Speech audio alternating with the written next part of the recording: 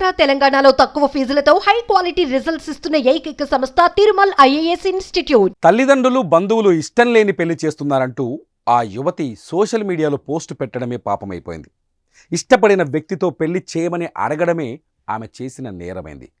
కూతురు ప్రేమ వ్యవహారంపై పోలీసులు చర్చలు జరుపుతుండగానే కన్న తండ్రే ఆమెను కాల్చి చంపడం పెను దుమారాన్ని రేపుతోంది.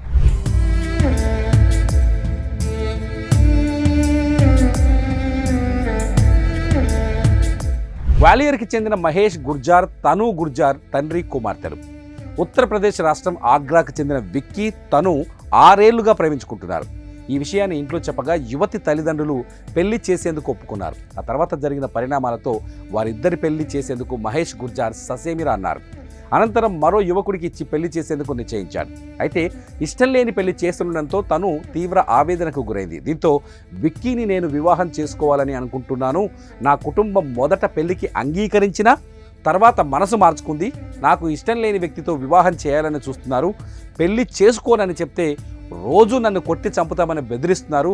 నాకేదేమైనా జరిగితే నా కుటుంబం, బంధువులే బాధ్యత వహించాల్సి ఉంటుందని 52 సెకండ్ల వీడియో పోస్ట్ చేయగా అది సోషల్ మీడియాలో వైరల్గా మారింది.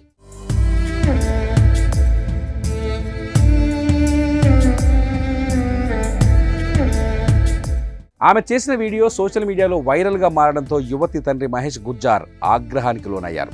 దీంతో ఆమెను అందరి ముందే కొట్టాడు. ఇదిలా ఉంటే ఆ వీడియో వైరల్ కావడంతో పోలీసులు స్పందించారు. పోలీసు అధికారుల బృందం యువతి తను ఇంటికి చేరుకుంది. మరోవైపు కుల పెద్దలు సైతం సమస్య పరిష్కరించేందుకు ముందుకొచ్చారు. పోలీసులు, కుల పెద్దలు అంతా కలిసి పంచాయతీ పెట్టి ఇద్దరికి నచ్చజెప్పే ప్రయత్నం చేశారు. అయితే విక్కీనే పెళ్లి చేసుకుంటానని తాను కుదిర్చిన వివాహమే చేసుకోవాలని గుర్జార్ భీష్మించి కూర్చున్నారు.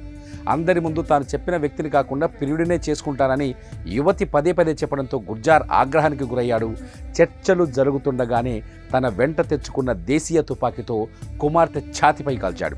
ఈ ఘటనలో తీవ్ర గాయాల పాలైన తను అక్కడికక్కడే ప్రాణాలు కోల్పోయింది. ప్రస్తుతం ఈ ఘటన సంచలనం సృష్టిస్తోంది.